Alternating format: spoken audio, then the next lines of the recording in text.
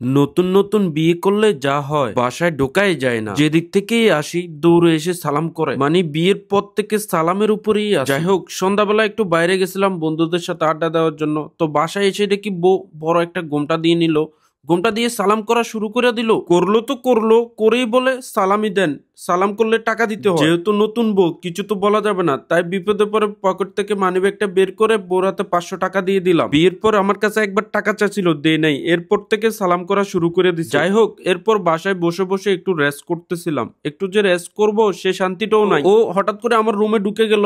তো ঢুকলো, এক কাপ চা নিয়ে ঢুকলো। তা আমি তো অনেক খুশি হয়ে গেলাম, বলে যে আপনার জন্য চা নিয়ে আসছি। এরপর যা করলো, এটা বলে আমাকে সালাম করা শুরু করে দিল। এরপর বলে যে সালামি দেন, আবার বলে সালাম করলে টাকা দিতে হয়। জানেন না এটা কোনো কথা? যাই হোক, যেহেতু নতুন বউ, কি আর করা, তাই পকেট থেকে মানি ব্যাগটা বের করে, আমার পকেটে কোনো বাংতি টাকাই ছিল না এই দিন, কি আর করার, তার 500 টাকার 2টা নোট ছিল, ওটাই দিয়ে দিলাম। জানি না এগুলো কবে বন্ধ হবে।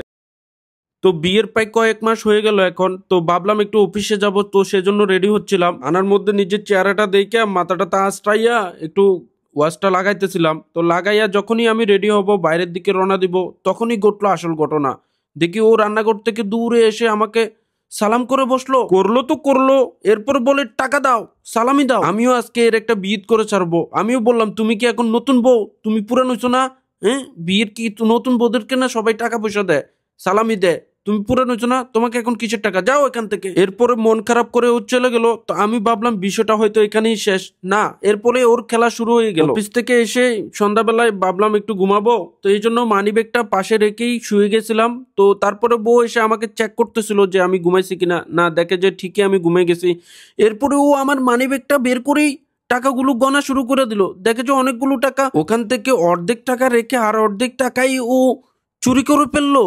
চুরি করে আমার মানিব্যাগটা ঠিক আগের জায়গায় রেখে ওর দূর দিয়ে চলে গেল। তারপর আমি ঘুম থেকে উঠলাম। এরপরে আমি ঘুম থেকে উঠলাম, উঠে মানিব্যাগটা আমি হাতে নিলাম। হাতে নিয়ে মানিব্যাগটা চেক করতে দেখি আমার এখানে টাকাই নেই। যা টাকা রেখে গেছিলাম দেখি 50-50 ভাগ করে ও অর্ধেক নিয়ে চলে গেল। তা আমি ভাবলাম যে কি, এটা ওরই কাজ। আমি টের পেয়ে গেছিলাম যে এটা ওরই কাজ। নতুন বই ভালো ছিল, নতুন বউ সালাম করে 500 টাকা নিত, এখন পুরাতন বউ তো আমার পুরো মানিব্যাগই খালি করে ফেলে। তো যাই হোক, কিছুক্ষণ পর টেবিলের উপর বসে একটু পানি খাইতেছিলাম। তো পানি খেয়ে ভুলবশত আমার মানিব্যাগ আর মোবাইলটা রেখে আমি চলে গেছিলাম। তো বউ এটা টের পেয়ে গেছে। তো ও এসে দেখে যে আমার মানিব্যাগটা ওখানেই রয়ে গেছে। তো খুলে দেখে যে টাকা আছে কিনা, দেখে অনেকগুলো টাকা। ও গোনের টাকাগুলো নিয়ে দুধ দিল। তা আমিও টের পেয়ে গেলাম আমার তো মানিব্যাগ ওখানে রেখে আসি। তারপর আমি উঠে আসতে আসতে ও টাকাগুলো নিয়ে চলে গেল। তারপর আমি দৌড়ে দৌড়ে আসলাম, এসে দেখি আমার মানিব্যাগটা ওখানেই পড়ে আছে। তো খুলে দেখি টাকা নাই। High high! এরপর আমি ভাবলাম আমার নতুন বইয়ে ভালো ছিল, যে সালাম করতো 500 টাকা দিতাম, 1000 টাকা দিতাম। পুরান বউ তো পুরো মানিব্যাগই খালি করে ফেলে।